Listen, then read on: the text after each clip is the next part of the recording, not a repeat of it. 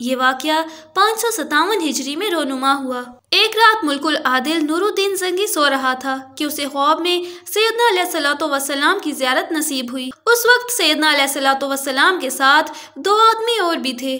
آپ صلی اللہ علیہ وآلہ وسلم نے نورالدین زنگی کو مخاطب کر کے کہا، نورالدین، یہ 2 آدمی ہمیں ستا رہے ہیں، ان کے شر کا خاتمہ کر دے۔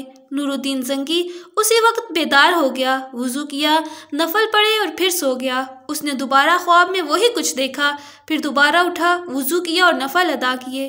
لیٹنے کے بعد اس نے تیسری بار پھر وہی خواب دیکھا۔ اب کی بار اس نے دشمنان رسول صلی اللہ علیہ وآلہ وسلم کو نہایت گہری نظر سے دیکھا اور ان کی تمام شناختیں اچھی طرح ذہن میں محفوظ کر لیں۔ اسے یقین ہو گیا کہ ہو نہ ہو مدینہ منورہ میں کوئی المناک واقعہ پیش آ رہا ہے جس کے سر کو بھی اس کا فرض ہے۔ لہٰذا جب وہ تیسری بار بیدار ہوا تو اس نے اپنے وزیر کو طلب کیا اور مدینہ منورہ پہنچنے کے لیے تیاری کرنے کا حکم دیا۔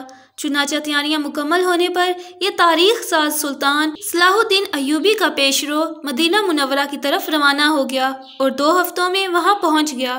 مدینہ منورہ میں قیام کے بعد اس نے وہاں کے حکام کو حکم دیا کہ وہ شہر کی کل آبادی سے فردن ملاقات کرنا چاہتا ہے اور کوئی فرد بھی اس حکم سے بالاتر نہ سمجھا جائے اور اس کے لیے جملہ تدابیر بروئے کار لائی جائیں۔ چنانچہ تمام تدابیر آزمائی گئیں، اہل مدینہ سے ملاقاتیں کی گئیں، دعوتیں ہوئیں، انعامات کی بارش ہوئی، مگر سلطان کو مطلوبہ شیطان پرست لوگ دکھائی نہ دیے۔ آخر ایک دن سلطان نے مدینہ کے حکام سے دریافت کیا کہ کیا کوئی ایسا شخص رہ گیا ہے جس نے ہم سے ملاقات نہ کی ہو؟ جواب ملا، 2 مغربی درویش اپنے حجرے ہی میں رہتے ہیں اور ذکر الہی میں مصروف رہتے ہیں، لوگوں سے میل جول سے ہر طرح گریز کرتے ہیں۔ سلطان نے سختی کے ساتھ انہیں حاضر کرنے کا حکم دیا۔ جیسے ہی وہ سلطان کے روبرو لائے گئے، اس نے چشم زدن میں انہیں شناخت کر لیا کہ مطلوبہ 2 اشخاص وہی ہیں۔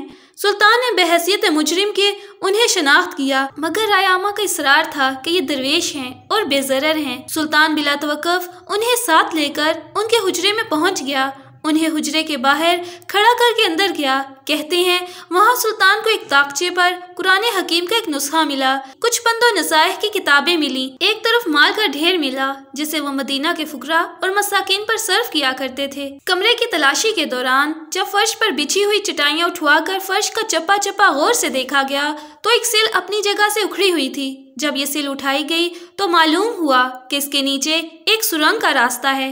سرنگ کا دوسرا سرا روضہ اطہر کے اندر پہنچ رہا تھا۔ ایک روایت کے مطابق روضہ اطہر میں نقب لگانے والے حضرت عمر فاروق رضی اللہ تعالیٰ عنہ کے جسد مبارک تک پہنچ چکے تھے اور آپ رضی اللہ تعالیٰ عنہ کا پاؤں مبارک نظر آ رہا تھا۔ نورالدین زنگی جب یہ سب کچھ دیکھنے کے بعد باہر نکلے تو زبان پر ایک ہی جملہ رواں تھا۔ آقا نامدار صلی اللہ علیہ وآلہ وسلم نے اپنے غلام کو ایسے وقت میں یاد فرمایا۔ درویش صورت شیطان سیرت مجرم یہودی تھے اور روضہ اطہر سے بذریعہ سرنگ سیدنا علیہ الصلوۃ والسلام کا جسد مبارک نکال کر لے جانے کا منصوبہ بنا کے آئے تھے۔ دن بھر حجرے میں عبادت کا ڈھونگ رچا کر سرنگ کھودنے کا کام کرتے اور رات کے وقت مٹی کو مشکیزوں میں بھر کر باہر پھینک آتے۔ نورالدین زنگی نے انہیں قتل کروا دیا۔